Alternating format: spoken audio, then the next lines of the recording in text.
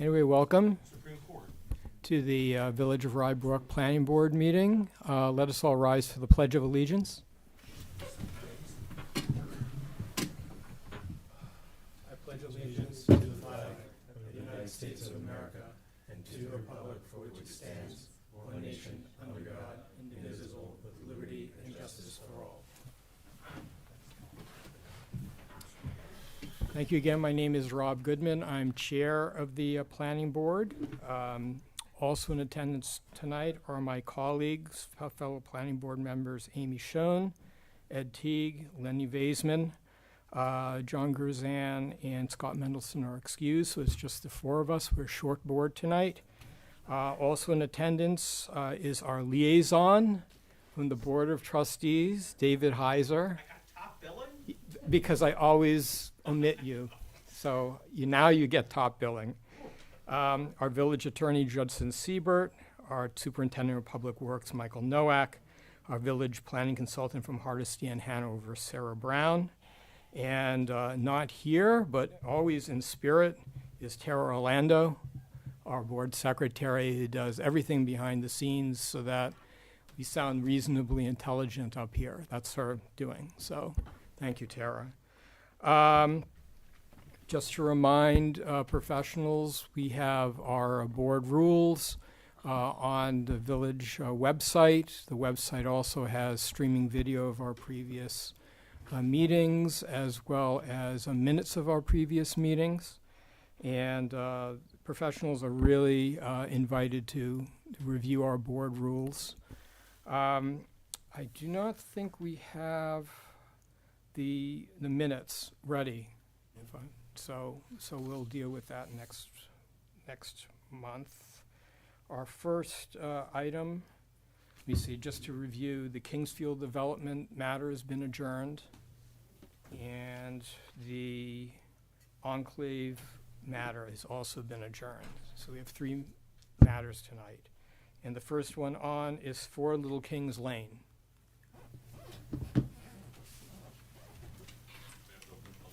Yeah. I have a motion and a second to open the public hearing. Moved. Second. Schoen. Yes. Mr. Teague. Yes. Mr. Weissman. Yes. Chairman Goodman. Yes.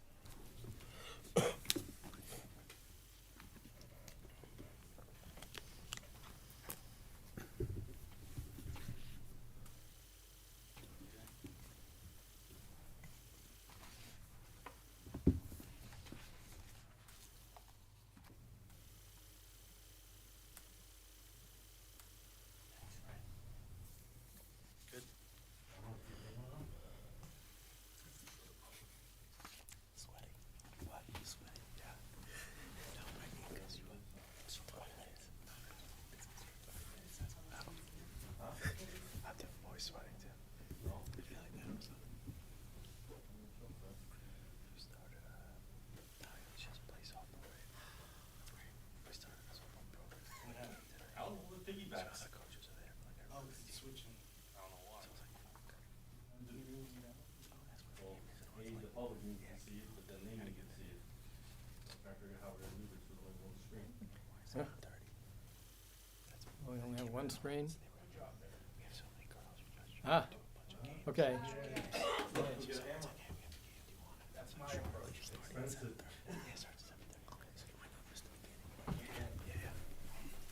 Good evening, members of the board. No problem. My name is Greg Cacciapoli, engineer on the project for Little Kings Lane. This is our second time before the board. I'm just going to quickly recap on the project to catch you up with what we're doing. The project is basically entails two parts. One of them is a proposed patio or terrace, and then the second is filling the side yard to create a level yard, a more usable yard, which does have steep slopes, which is why we're here before you. And there are some tree removals as part of the project. There's 2 tree removals, one here, there's 5 tree removals, one here, here, and here, all in the side yard that we're filling.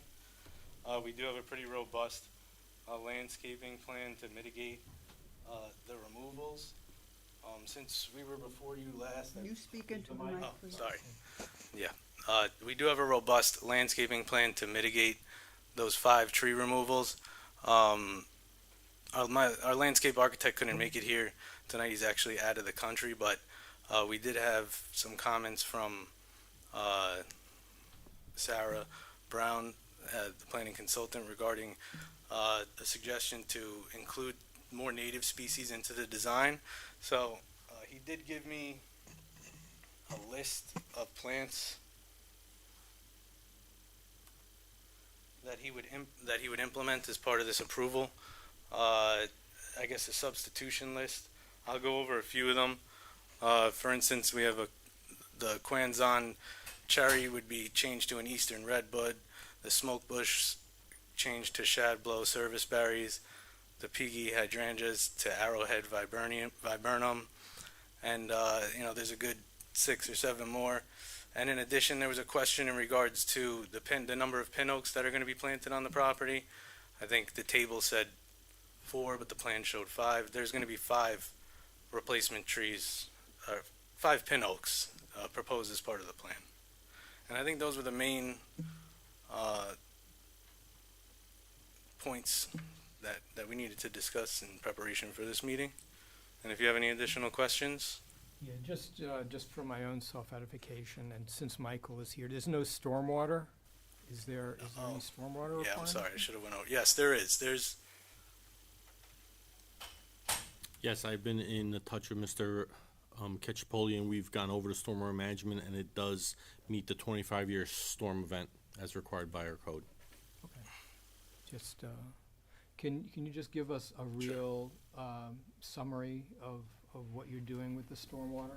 Sure. So,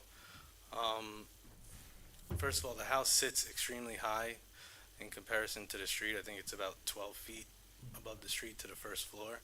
To give you an idea of how deep the foundation is, it probably sits above the foundation even probably sits above the street elevation.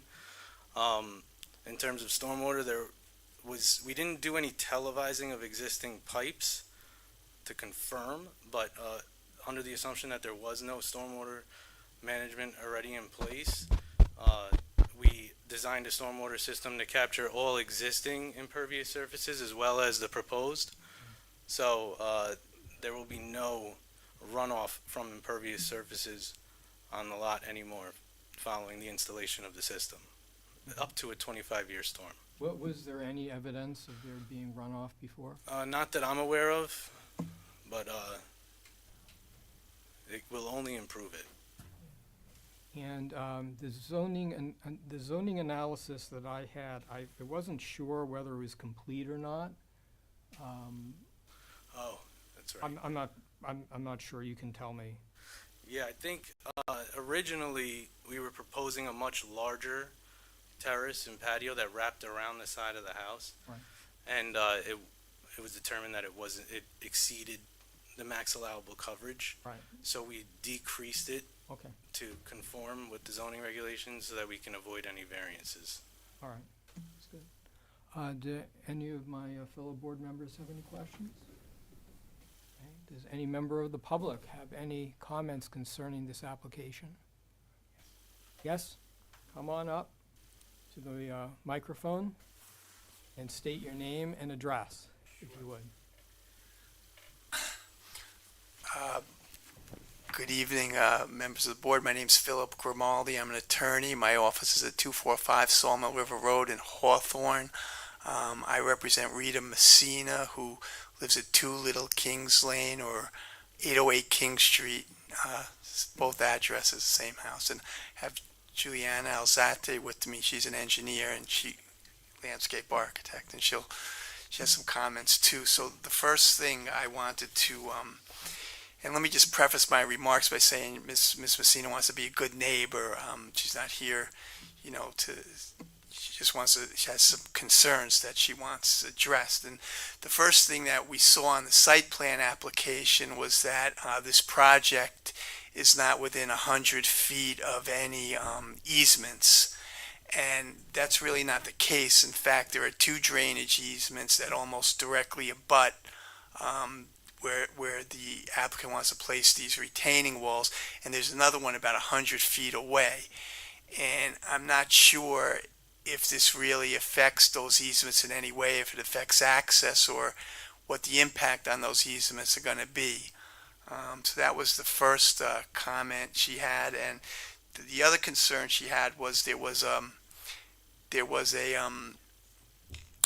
I guess a memo from the Commissioner of Public Works, Mr. Nowak, and he spoke about sheet flow runoff with the pop-up emitters, and I guess in response the applicant said they would move it more north, but it's still north is not away from my client's property. So what happens when there's a heavy rain, and where's that water all going to go? And the same thing with the Cultex. He raised an issue about the Cultex draining onto my client's property, and that wasn't addressed by the applicant. And this memo, I think, was from July of 2025. So my client would like answers as far as where this water is going to go. You talk about a 25-year storm drain, but you know, with I guess climate change now, a 25-year storm could be 2 years now. You know, you're getting a lot of heavy rain. So that was another concern of my client. And also, she had a concern about the aesthetics. You know, I don't think any of the renditions really showed what she's going to be looking at from her side of the property. And we don't know how high that retaining wall is going to be. And it also looks kind of unnatural if you're looking from the street. You know, right now there's a sloping down, and then it kind of levels out. And now it's going to look, in her opinion, it's going to look very unnatural if you look at it from the street, because now you have this retaining wall, however high it's going to be.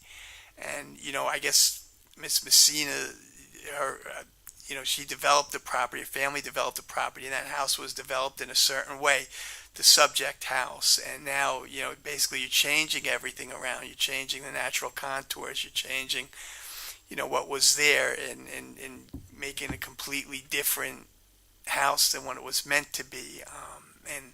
And again, those are her basic concerns. She's doing a lot of cutting in the back as well, and she wanted to know how that's really going to impact the stormwater runoff, drainage, and whatnot.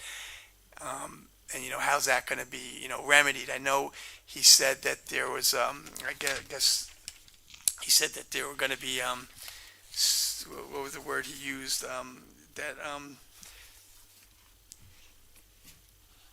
Landscaping plan to mitigate the tree removal and whatnot, but again, we're not convinced that just the landscaping plan is gonna, you know, mitigate any issues with stormwater based on, you know, what's being proposed. I think he mentioned that's about 1,000 square feet of land that's going to be filled, and that's a pretty significant number. As your client experience, you're saying your client experience like runoff from the property now?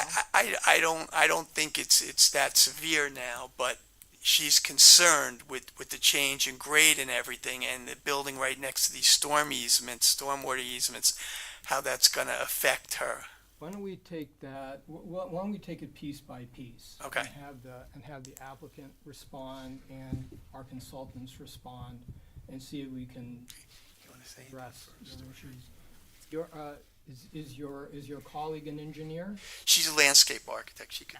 Okay. All right. Let's just get your input, and then we'll have a discussion about it. Hi, good evening, Juliana Alzate.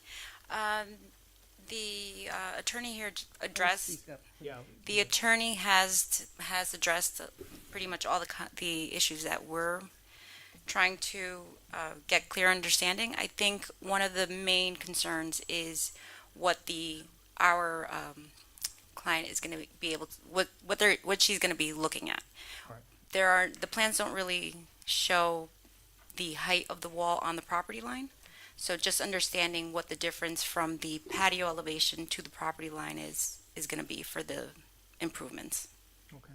Why don't you, if you can show us where the retaining wall seems to be an issue, both aesthetically, and then we can get into some of the more technical things relating to stormwater, and Mike can give us some insight into that. So, can we just clarify which retaining wall is the concern? The one on the property line.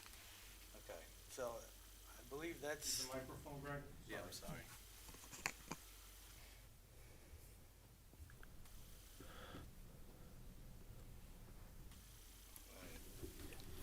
Yeah, so actually, these are proposed, it's a proposed boulder lining. They're gonna be about 2-foot boulders, is what we were planning on proposing to line the property and kind of help retain the soil. Again, right now, this is steep slopes.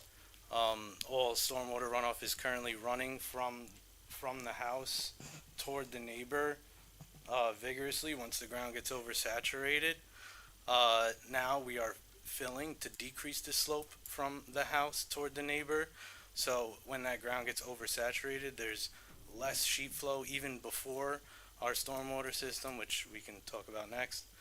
So in general, runoff in that direction is going to decrease in terms of surface runoff. I think there was also a comment in regards to the location of the stormwater system and concern in regards to overflow.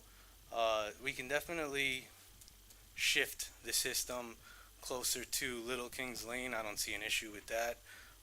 We can implement an overflow that directs runoff toward Little Kings Lane via a level spreader or something that pronounces the direction a little bit better, maybe to help alleviate some of that concern.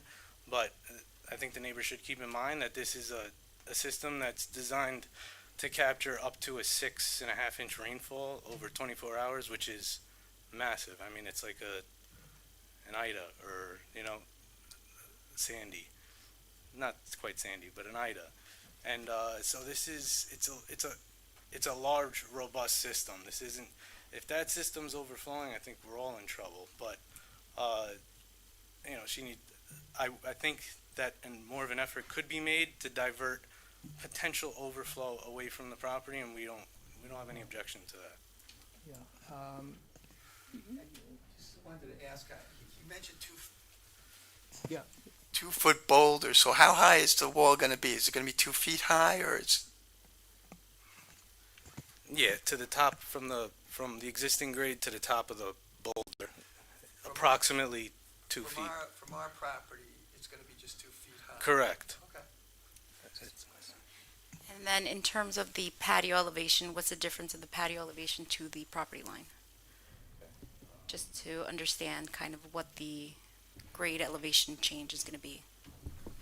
So, the patio elevation is 185.5, and about, the proposed yard is 177, with, natural stone steps in between, so it's not just a slope down. And then, that slopes to about 176, about 20 or 15 feet off the property line. I'm sorry, 176 is here, so it's actually about 20 to 25 feet off the property line. And then it goes to 172, so there's still we're still maintaining a slope toward the neighbor. It's not a massive wall. Right. I think the concern is that right now where the cul-de-sacs are proposed is a little bit of a flat area. Because if you do put the boulders on the wall, there is an existing retaining wall that holds up the elevation at the French doors on the side property. If you have existing photos, maybe that'll be easier to take a look. I do. Maybe you could repeat that. So Yeah. So currently there's a retaining wall, this is no, on the other side. And the area that you're proposing to put the cul-de-sacs is currently flat. That would be on that picture. Yeah. Is this? No, this isn't. Yes, Oh, actually, yeah, this is yeah. it. This is the trees, yep. Okay. So the Coltex would be somewhere on that. Somewhere in that To the area. left of Do the you have photo. any photos of the house itself?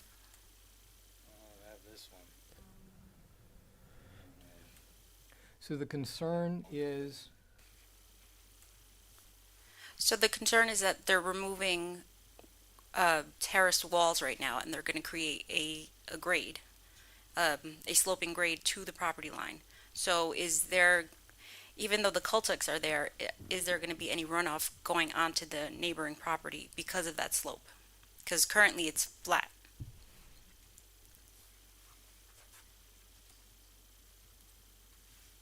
So, I mean, You have the existing contours, topo? I mean, here's the existing topo here, right?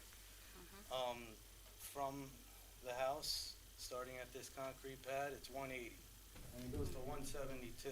Right. So the direction of flow is still flowing in the same direction that it always has. We're not changing the direction of flow. The slope may average out to be a little less over the entire span. So in other words, this drops 8 feet and 20 feet, and we're dropping, I think, 4 feet over the entire width of or 6 feet over the entire width of the property. I mean, I can certainly model that in HydroCAD and prove that the flow to the property line is going to be less than or equal to the existing conditions. Absolutely, I think I that can also be something that I can model to show. yeah, if, I mean, to the extent that these modifications can be made to address the neighbors' concerns, Right. you know, effort is really appreciated on that. And I just want to clarify that the neighbors are not in opposition to the project. They're here mostly just to address their concerns about aesthetics and how their property is going to be affected by drainage. Are you able to explain the easement there in your view there, Greg? Yeah, I actually see. There's an easement not on my client's property per se, but it's on the adjacent property, property in question actually. We're not filling in the easement, we're not in the easement, so I don't think it really has anything to do with us, honestly. It's not on our property, and we're not proposing any work within it. So I think as long as that's the case, then it shouldn't be a problem. I think there's one in the rear where it says property owner McCreath as well. There is a 20-foot wide easement. I didn't have the, Ms. Messina had showed me on another map, but I don't think it's there. But there is supposedly another one in the back. It's not on your property. It's on the property in the rear, the neighbors.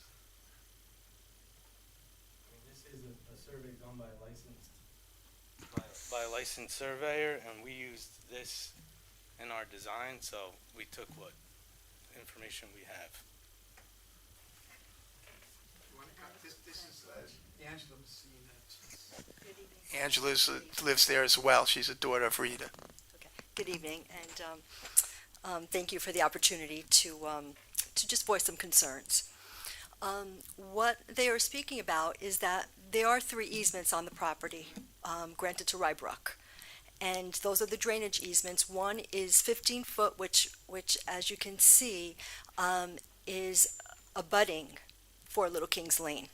That's a 15-foot one. And then where Mr. McCreath's property is on the side, which also abuts, I'm trying to see on this map. Okay, I see where the easement is, the 15-foot easement. Right where the shed area is, where Mr. McCreath's, right in the boundary line, I can't see where the, You could look up there. You see this? Okay. Where my mouse is moving? Is that what you're referring to? yes, there's an easement, a 20-foot width easement there that abuts for Little Kings Lane as well.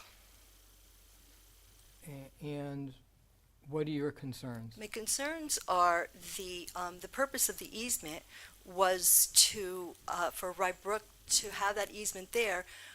The cul-de-sac on Little Kings Lane, it was to help divert the water from King Street through the property that I believe goes towards the Lock Lane area to help with the runoff into King Street.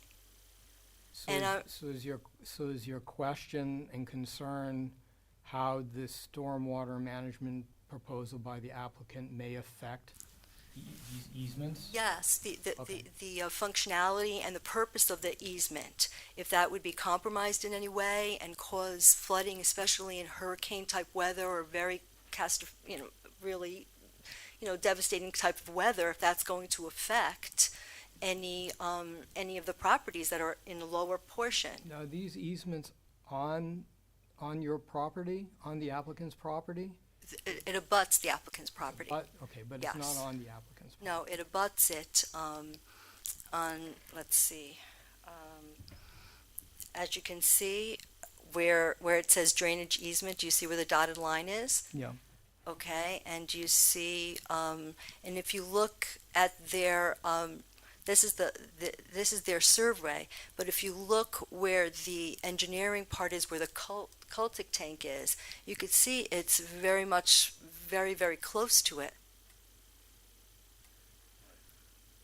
You see? Mm-hmm. And I don't know what the setback is for an abutting property, for any type of, drainage, that cultic, any type of, and any kind of boulders or, trees or anything. I don't know what the setback is so that that's not compromised. Mike, do you have any input on this, since these are Rybrook easements? I don't have the easements in front of me, so I don't know the exact language of what those easements are, okay? There are storm drainage easements in this area, which handle drainage from Hillendale, from King Street, that go down to Lock Lane, okay? There is a culvert under Little Kings, okay? It's a solid culvert.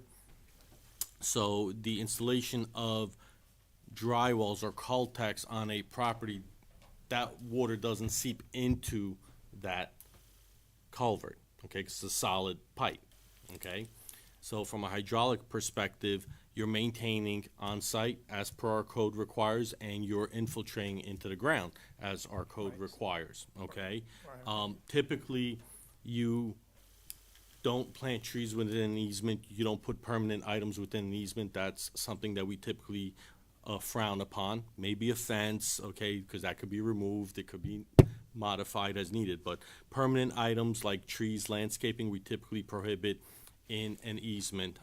Based on the survey here, it looks approximately that you're about 15, 18 feet away from the edge of that easement, okay? So you're pretty much a decent amount away. You're outside of the cone of influence, potentially, of that pipe, number one. Number two, Mr. Ricchipoli stated he could shift those cultex a little bit further away, okay? So he's gonna explore that. But I don't have the easements in front of me, so I can't tell you if there's any specific language in there. But what I'm telling you right now is generic to all easements, how we handle easements in the village. Right, but in reviewing the stormwater management plan, as I understand it, the water that would be drained from the property would essentially be infiltrated into the ground. It wouldn't add to the volume of water that would be going through these culverts. That is correct. The sheet flow, the runoff from impervious surfaces from this project is gonna be directed into underground catchment infiltration system. That water is not directed into the drainage of the easement. And any water that's going through the easement, you're not adding to it, okay? Currently, there may be inlets or something that may be allowing sheet flow into a catchment system that goes into there. But as designed, sheet flow is gonna be reduced from the site into underground infiltrators and handled on-site.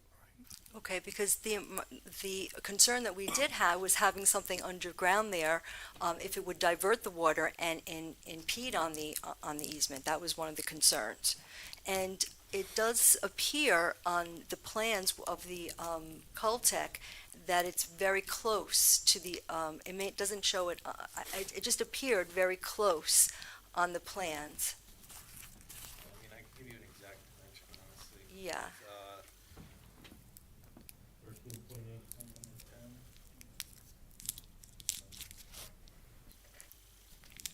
Okay.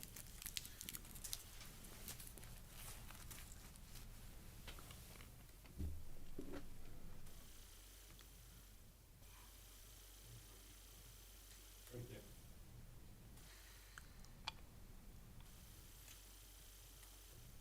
It's 18 feet, 17 foot, 11 and 3/4. Okay, again, I didn't know what the setback was, so you would know what, Setback. oh, there's no setback. Okay. Yeah. Yeah, go ahead. Come on up. Hi, my name is Colin McCreath. I'm the neighbor that sits adjacent the property. Again, same thing with Rita. Nothing. We have no objections to the building of the property, but I'm also concerned about the drainage.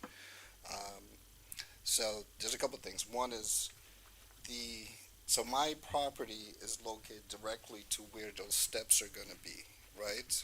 And so what's happening is that there's going to be an increase in the impervious area right there. And all that storm water is going to drain right into my basement.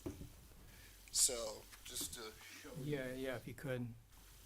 So my property. Can you just zoom out a little bit? So my property is right here. Okay. Right here, so 13540. My basement sits right here, Okay. and that's definitely not 18 feet. So I'm concerned that the drainage from this slope here that's being created is gonna go directly into my basement. Right? Right. How is it? So you've got 4,300 of impervious area that's being increased between the concrete and the additional drainage from the downspouts. That's gonna come, I believe that's gonna be drained right into my basement. So I'm really concerned about the stormwater drainage into my basement on this side. Yeah, how is that going to The be? addition, I'm sorry, one last thing. Sorry. There's no curtain drains along this side as well. So there's nothing to divert water away from my property. So this is great here, but there's nothing on the side that's gonna draw water away from my property.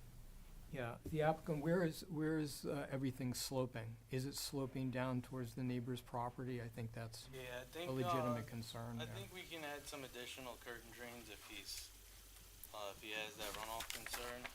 We can probably extend this entirely across the rear to alleviate that. I don't think that's a problem.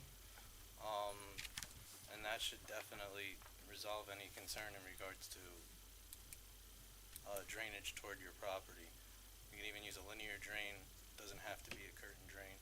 So what would the drain do? The drain would capture the runoff and transport it to the system. Okay. It'll just be additional security to make sure that it doesn't make it to his home. We can also swale. I can add an additional swale along there to help bring it into the drain. That's something that I guess I can work out in detail and be able to explain to you in detail what the solution was. But are you able just to clarify, runoff from impervious concrete as designed is going where? To the stormwater system. To the stormwater system. It is not sheet flowing down the slope towards the property. That's correct. So any sheet flow that is going towards Mr. McCreath's property, based on previous topography and current topography, is sheet flow that has been going there, with the exception of any surface additional runoff from impervious. That's correct. So you're in essence reducing sheet flow? We are reducing sheet flow off the property. I don't believe that. Wow. So essentially, what's the increase in impervious area that's gonna, as a result of the work being done? So the total increase in impervious, well, we're capturing the entire impervious surface on the property, so there is no additional that's even coming to you, because the entire, all impervious surfaces on the property, house, walkways, driveway, the system is sized to capture, and they're being captured. So the roof leaders that are currently splashing are no longer going to be. They're going to go underground to a system, so therefore reducing sheet flow to you. The proposed is 5779, and the existing is 4789, so it's a little under 1,000 square feet. 990.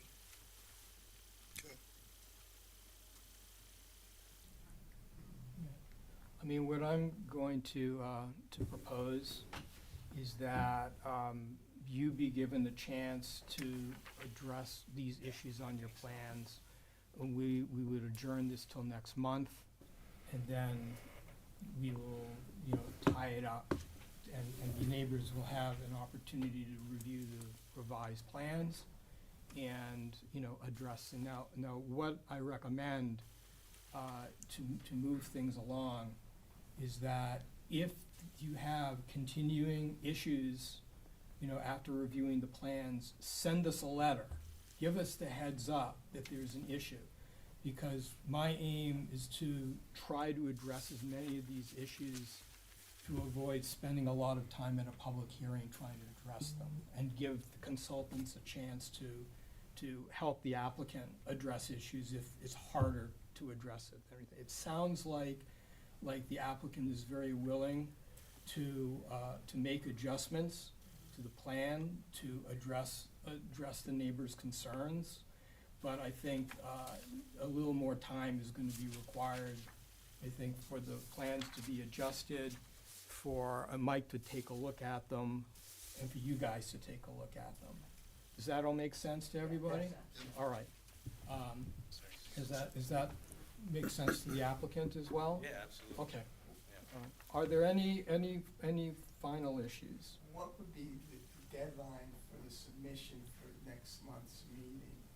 I think, when is it? It's the Friday, it's like the Friday. Normally, it's before. 2 weeks prior to the next meeting. If not, And when's the next meeting?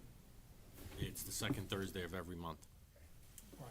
So, hold on, I got it. November 13th. The members of the board have any questions, any, follow-up to anything that's been said here? Nope. Okay. Sounds good. All right, thank you for your participation, you guys. All right. How you doing? You wanna stand up? All right. Okay. 6 Edgewood Drive.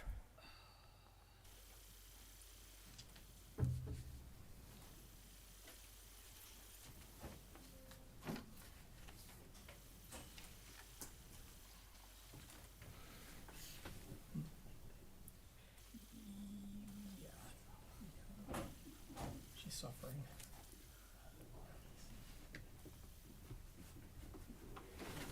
You're a trooper. You're a trooper, that's all I can tell you. If you wanna take a break, let me know. We can take a 5-minute break. All right.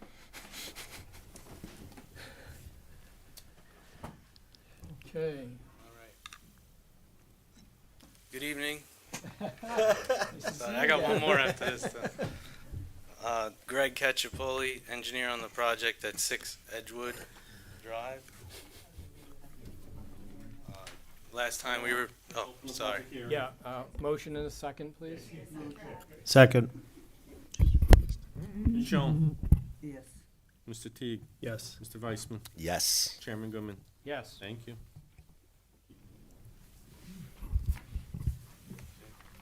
Okay, sir. Okay. This is a summary of the project, and Sure. then get into it. Okay, Greg Cacciapoli, engineer on the project, 6 Edgewood Drive. I'm here with Kellen Cantrell, who's our wetland specialist on the project, which is the main reason we're here before you, because there is a what I heard was a micro wetland in the rear yard, and we are proposing to construct a pool within that buffer of the wetland, not in the actual wetland, but within the buffer. Last time we were before the board, there was questions in regards to the specs on the equipment that we were going to be using, the type of pool that we were proposing, where the pool equipment was going to be, is it going to be screened, and I'll go over some of the answers to that. Currently, there's an existing landscape bed in this portion of the property that screens this generator and kind of comes across to the pool. I have some photos of it too, actually. I'll explain it for now and I'll show you.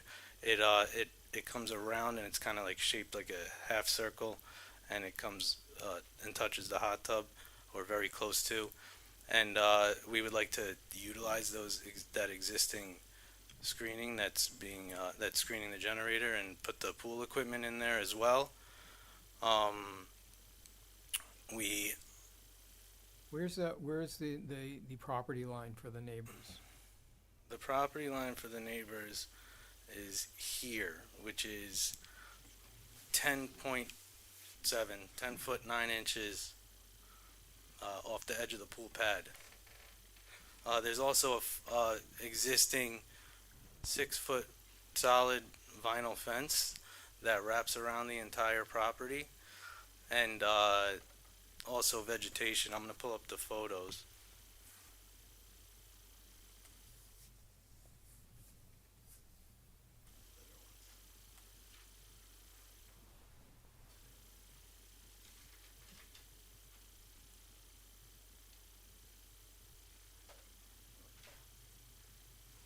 Sorry, I guess they are on here. Right, they're down here at the bottom.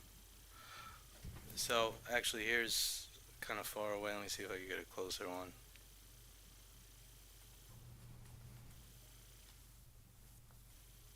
Okay, so these are the hydrangeas.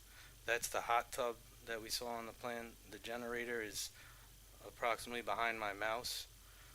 There's that solid 6 foot vinyl fence that separates us from the neighbor. There's a lot of heavy trees also on the other side of the fence. Who owns the fence? Good question. I think it'll show us on the survey. It looks like it's my client's fence, so it's on our side of the property line. So just to kind of give you a visual of where we would like to put it, it is close to the pool, so shorter run for the utilities. We are proposing to use a variable speed pump, which is very quiet. It's like 40 decibels, which is way less than an air conditioning unit or a generator even when it's running. Those are the details in regards to the pool equipment. We did recently actually get the pool. We laid out, staked out where the pool was going to go, and it's actually showing very close to the landscaping and the plantings that are currently screening the generator, like within 3 feet, and we couldn't get it staked out in time prior to coming to you. So I guess one of the asks to the board and the consultants would be to maybe be able to shift it 6 feet up on the property to kind of create a little bit more space so that the pool could be used a little bit better. It's something that we found out after staking it. Yeah, can you show us how far up you would want to? If you're saying up, are you saying more towards the back or towards the house? More towards the back, so it would be like northeast. Yeah, it'll be 6 feet further back. right. So I'll draw something to give you an idea of what I'm looking to do. So if this is this would be the new pool location.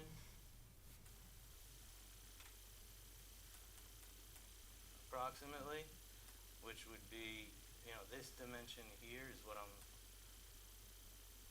what I'm saying would be 6 feet, so I drew it at 7, so I guess it would really be, somewhere around there. So it goes this. So that would be, so to create a little bit more space between here to get around the pool. The landscaping isn't surveyed, so it was kind of hard to tell until we actually did that, and we had trouble getting the surveyor out there in time. So it's something that came up, and we would like the board to consider that as part of the application. I mean, you can you can put in an amendment. Okay. You can change and, send it back to us. The generator, I'm curious, the screening is on it's sort of on the applicant's side of, if the pool equipment is there, there's no screening on the other side. Correct. Right. That was one of the reasons why I asked for the clarification, because if the fence is on this applicant's side, they're required by law to have a fence for the pool, so that fence will stay in perpetuity as long as the pool is there, so that will hide the pool equipment. Right. If that was on the neighbor's side and they decided to remove it, Right. well, they would now need- you have now you need an an- exposed Right, we've had that pool, situation. so that's why I asked the Right. clarification. And I'm also interested in, it looks like you have the fence, and then behind it, seems to be a line of trees. I don't know how thick the trees are, and presumably the neighbor's property is behind that and the house is behind that. Right. So how dense is that sort of line of trees? Does that go back another 20 or 30 feet? Did you say? It does. It goes almost all the way back to the back of the property. Sorry, Kellen Cantrell, wetland specialist. Right.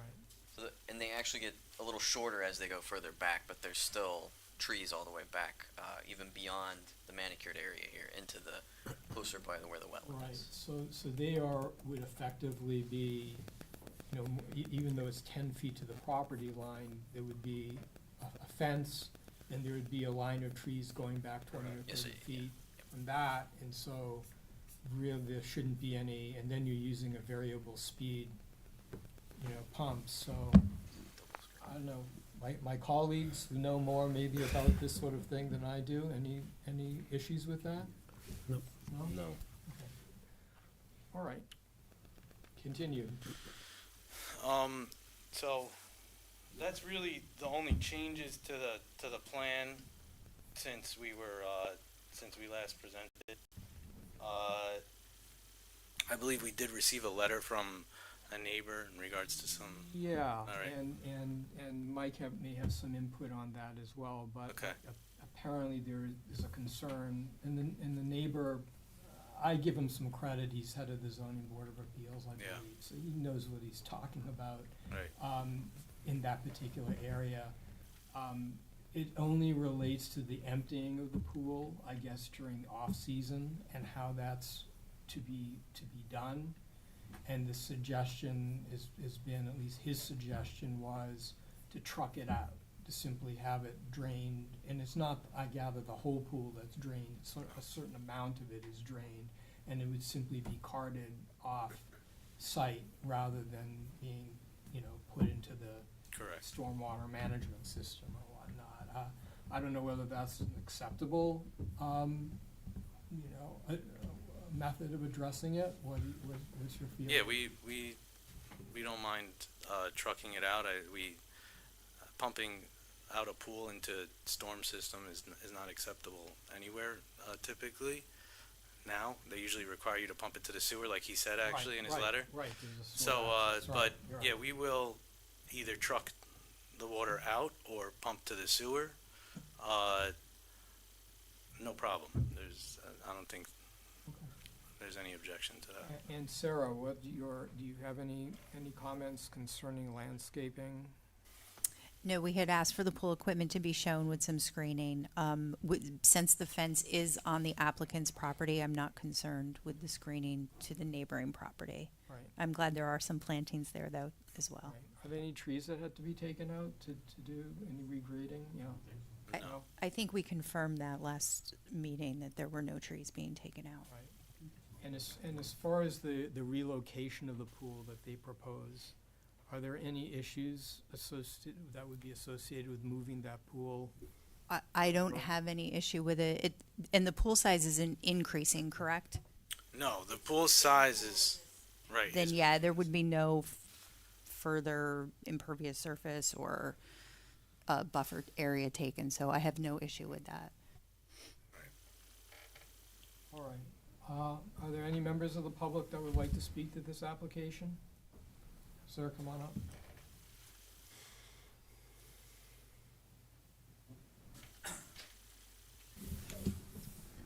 Daniel Levine, 7 Edgewood Drive. I also co-signed the letter you were referring to. Yeah. I live across the street. Mr. Nowak, you know my property, big water problems back there. I think they addressed it with that they're gonna, I'm not a pool expert by any means, but I just want to know how the town, not that I'm saying my neighbors over here are gonna do anything illegal, but how does the town police it? The last thing I need is water in my backyard.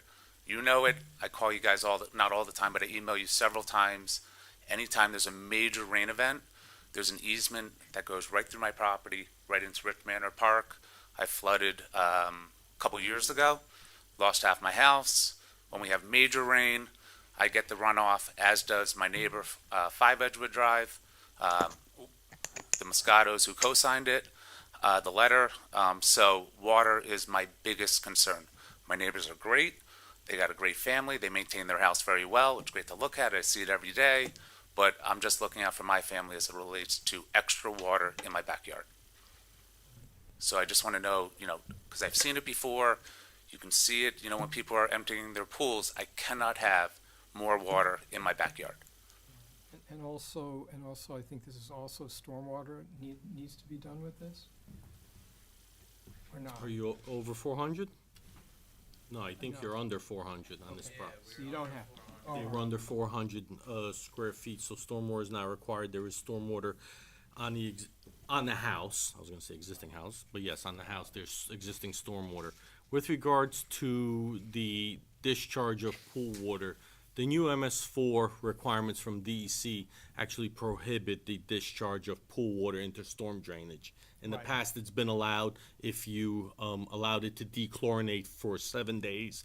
The chlorine evaporated and you could pump it into storm drain. Now the new regulations under the new general permit, that's no longer allowed, hence the comment to have it either trucked out or pumped into sanitary sewer where it's treated. When pools are pumped out for the winter, it's only a few inches. It's not you're emptying out 15,000 gallons or 20,000 gallons. You're emptying out maybe, I don't know, maybe not 40, but maybe 200, 300, whatever that math works out to be. So don't quote me on a number. I'm just throwing out some numbers, but you're not doing thousands and thousands of gallons. Okay, I'm familiar with the property. We're currently studying that area. We received a grant on, so we're doing a study for some analysis on what can we do in the future for flood mitigation. There is a passive park back there. It is a wetland area, so we're exploring what we could do to help the neighbors in that area. That should be coming back in the next 2-3 months, actually. So we are cognizant of that. Okay, so the applicant has made the comments that they will either truck it out or hook it up to sanitary and do that. As far as enforcement, once again, if we see it, we'll enforce it. If someone sees it and calls, we'll enforce it. Someone's doing it on Saturday and I'm not aware or staff's not aware. Yeah, I'm not suggesting that my neighbors do anything wrong. I'm actually all for the pool, for the record. I just don't want water in my backyard. I'm just saying because the question was asked about how do you enforce it. If we see it, we enforce it. If we're called and we're working, we enforce it. If not, call the police department. They'll come out on a Saturday and they'll enforce the code and they'll make appropriate phone calls. But once again, if we see it, we'll enforce it. Well, thank you for telling me about the grant. That's good news. And I hope to see you back there soon. Thank you, guys. All right, yeah, no, thank you for your comment.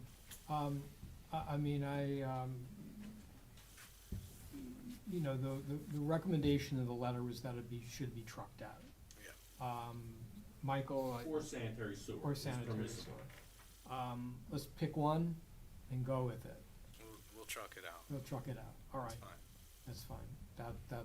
Then we don't have to deal with any more water. That's right. In that area. Correct. Which is good.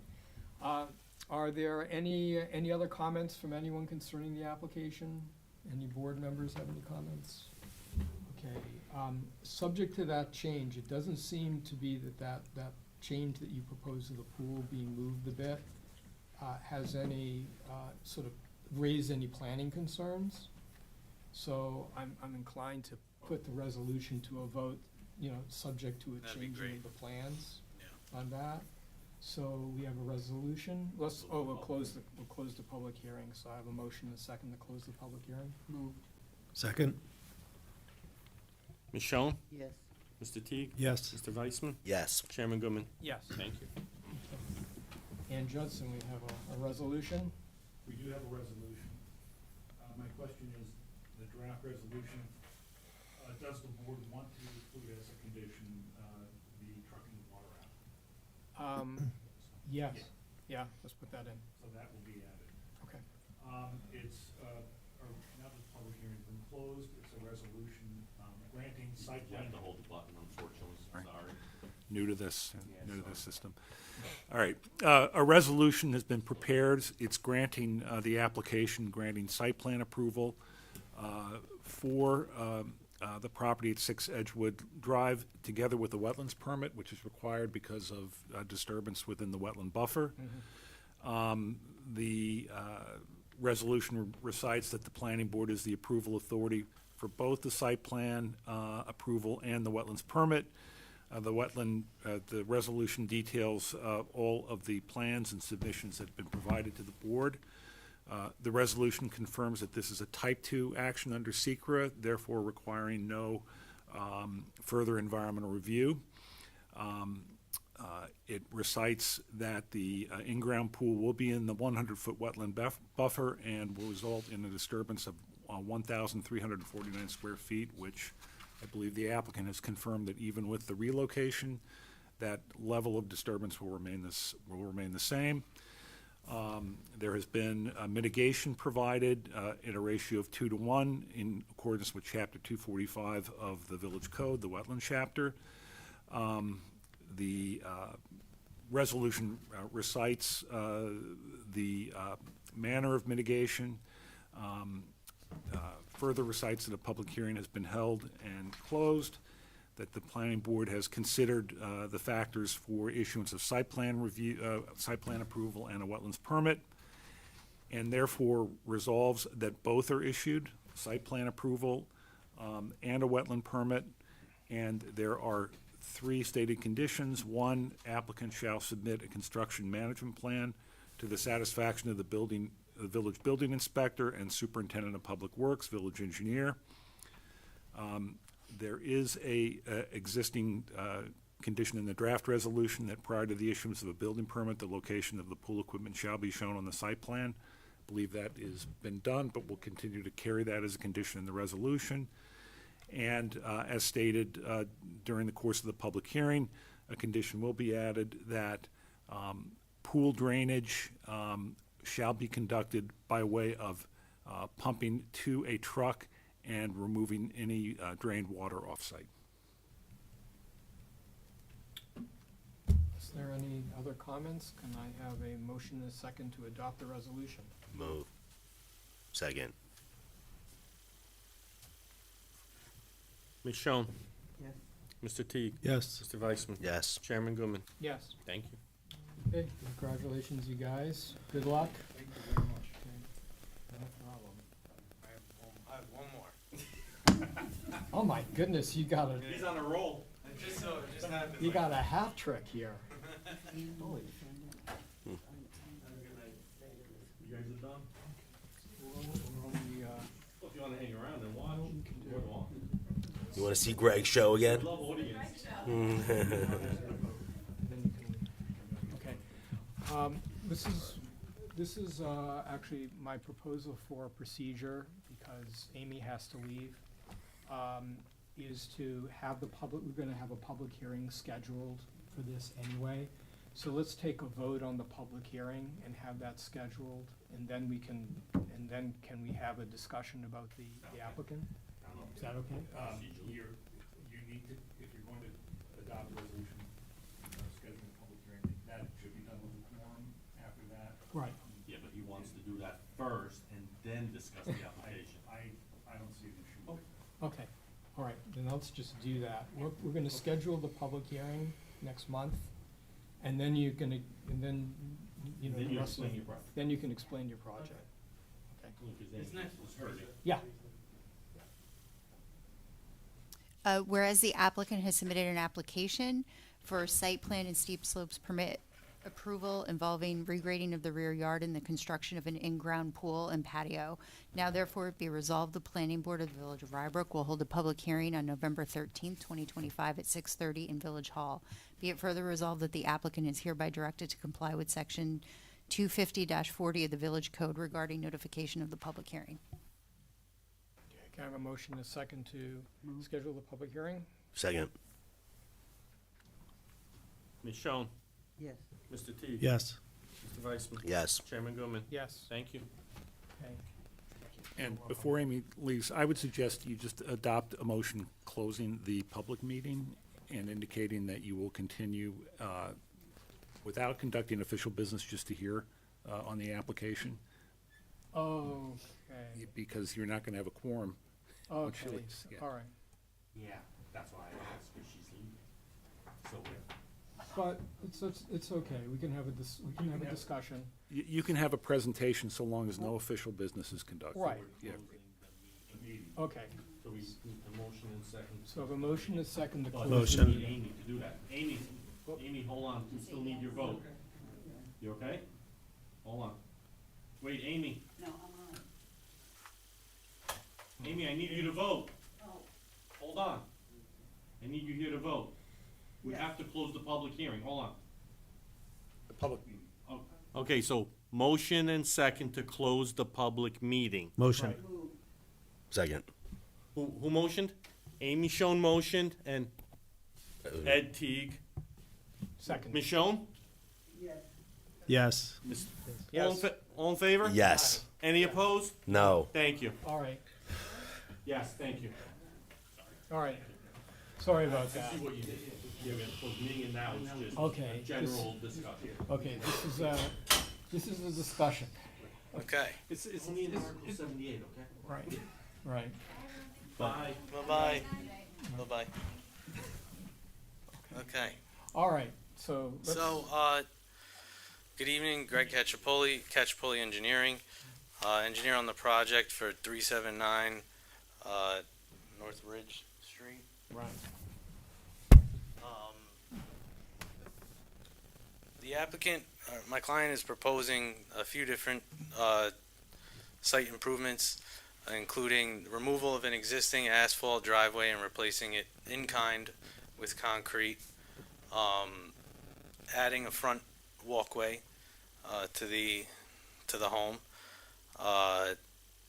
and constructing a proposed pool with a pool patio.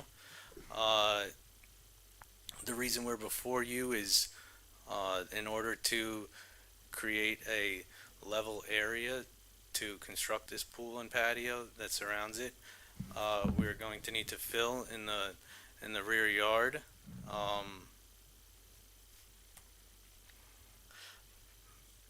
We're going to be filling in the rear yard approximately 2 feet up to 3 feet off the pool patio's edge, so that 235, where it says 235 there. And then it starts to slope down to existing. To the rear of our property is the hutch. To the left and right of us, we have neighbors who actually wrote letters of support. I didn't see them in the uploaded, but Yeah, I didn't see that. okay. Yeah. So the neighbors don't seem to have any objections with the idea of a pool. Obviously, we're still making sure that our proposal protects them and keeps them in mind. So we do have stormwater management for the proposed patio and the existing home. Again, we're capturing all impervious surfaces on the property as part of this project, not only the net increase. So we have a drain in the driveway that goes all the way to the back. We're capturing the roof leaders, and we're capturing the pool patio. We're in conformance with all zoning requirements. There's no tree removals, no wetlands, no floodplain. And the same questions with one of your prior applications is where's the pool equipment? Yeah, so the pool equipment is right here. This is the pool pad. It's labeled on the site plan, but this is the pad here. I believe there was a comment from the planning consultant to provide some screening for the equipment, which we will. We have no problems with that. Yeah, where's the neighbor's property line? It's here. There. So How far away is that? That's about 15 feet, I'd say. Okay. It's 20.85 from the house, right? Is that 20 or 26? Sorry. No, it's 20.85. So, from the edge of the slab to the property line is about 15. Okay. Maybe a little more, 16, some plus or minus a foot. And Sarah, you're suggesting some screening on the neighbor's side? Correct. All right, okay, makes sense. Right. Sure.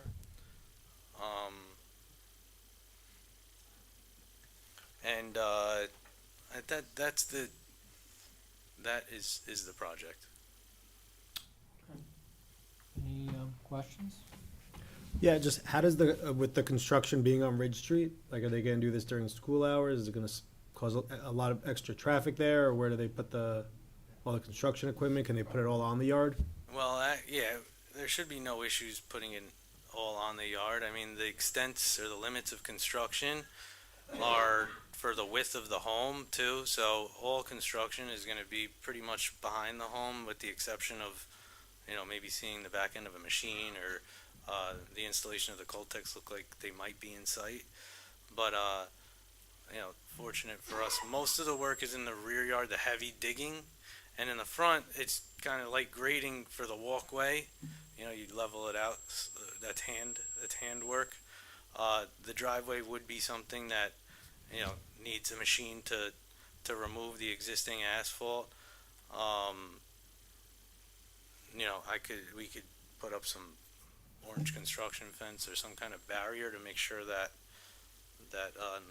there's no disturbance to the street. But most of the work can be done from within the actually all of the work can be done from within the property by putting a machine here, spinning it so that the bucket faces the road, and then you put the teeth into the asphalt and you pull back toward the property. So any skilled operator, My name's Michael Lyons. I am the resident. The front driveway, we're not going to need a machine to do that job. It'll be done in two parts. You can see where the drain is. The first part will be done. There'll be a dumpster in the back. It'll be chopped up by hand. We can do it days that are not in school, if that's an issue. And we'll do one half, and then we'll do the other half. There'll be no machines in the front yard whatsoever. that's good. Michael, as far as stormwater is concerned, whatever they're doing is capturing it. Did they have, how much more did they have to add? I assume they had stormwater before, and then nothing? Capturing the whole site. Oh, okay. All right, I mean, I don't have any more questions, so, okay, the public hearing is scheduled for next month, and so we'll see you there. Okay, great. Sarah, do you have any comments or anything outside of your memo? No, I didn't have anything else at this time. All right. Thank you. Nothing with nothing, I guess that's a good thing. Okay. So we'll see you next month. All right, thank you. Right. And if there are, neighbors' letters that you know of, have them, see if we can get it in the record. Yeah, I have 4 letters from, there's only one neighbor to the left. He's a judge, and he wrote a letter. And then there's Okay. 3 neighbors to the right, and I got letters from all of them. Okay, no, that's They all good. have the plans, they've reviewed them. No, that's excellent. That's that's the best thing to do, is have your neighbors deal with it before you start, coming to us Yep. and dealing with it. But if they're, if they want to send those letters to the village and put it in the record, that's. We did, yeah, I can drop them off. Okay, I have them in my house. all right, perfect. Scanned. Excellent. All right, thank you, gentlemen. Thank you. Take care. Thank you. Have a good night. Okay, take care, thank you. Thank you. Yeah, she had like an injection in her